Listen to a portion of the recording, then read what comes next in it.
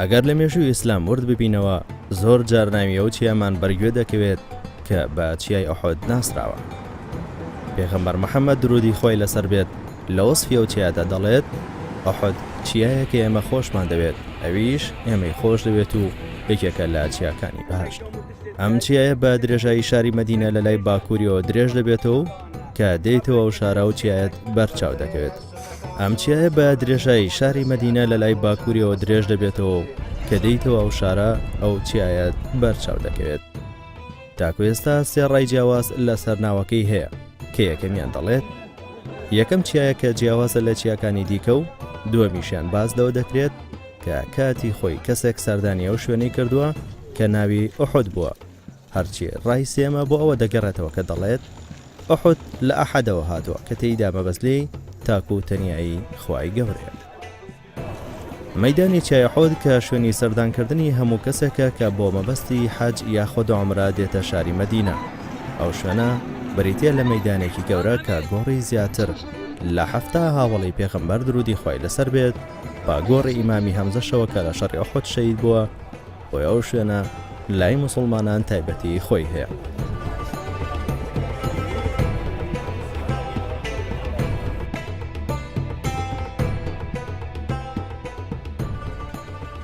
تایبەتمەندیکی ئەو شوێنە بەوەی کێکێکە لە چیاکانی بەهەشت بۆی هەمیشە ژمارەی یەکجار زۆر خەڵک سەردانی دەکەن و وێنەی یادگاری لە شوێنەکە دەگرن.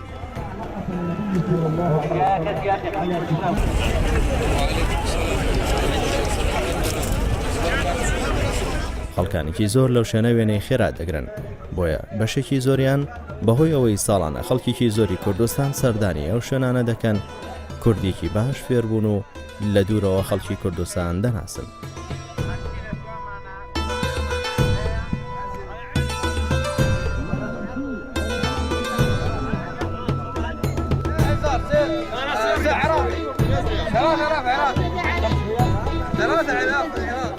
أم هاتينا مدينة المنور جي پیغمبر خدا عليه الصلاة والسلام وأم بقى بالجاي أحد والدب مرقدة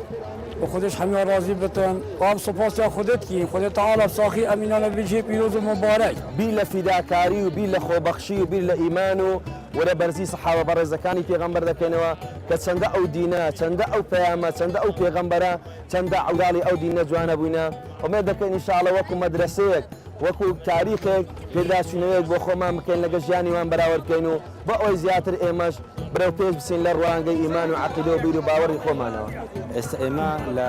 شێوی ئوحودین وەکو موسڵمانانی کوردستان کە هاتن ئەلێکوانە زیارەتی ئەو شوێنانە بکەین کە ئێمە زیارەتی مەقەدی زیارەتی قەبرستانی ئوحود بکەین کەەوە ئەو سەحابەی کە ئەلێکوانە شەهید بوون ئێمە وەکو کوردی مسلمان هاتن ئەلێکوانە بەزیلی کوردی کە نیشانی خەرچی بدەین کە ئێمەش مسلمانی ئێمەش کوردین خەڵکانێکەوە لە ئێمە بەغەڵ لە ئێمە گەیشتووە ناوبانجمەی نەبیستووە ڕەنگە ناوبانکەی بەغەڵت بیست بیتاوە ئێستا بەڵام ئێمەش الحەمدوللا مسلمانیشین و کوردیشین و لەوەی سەلاحەدین ئەیوبیشین و ئینشاءالله بەردەوامش ئەبین لە خزمەتکردنی ئاینی پیرۆزی ئیسلام و لەسەر ئەوش ئینشاءالله بەردەوام ئەبین. ئەو چیایە بە گشتی وەکو هەموو چیاکانی دیکەی ئەو وڵاتە ڕەنگیان ڕەشە و هیچ گژوگایەکی ئەوتۆی لێ ناڕێت. خەڵکی هەرێمی کوردستان کە سەردانی ئەو شوێنە دەکەن بەهۆی ئەوەی ژمارەی زۆر لە خەڵکی وڵاتانی دیکەش سەردانی دەکەن هەمیشە بە جلوبەرگی کوردی و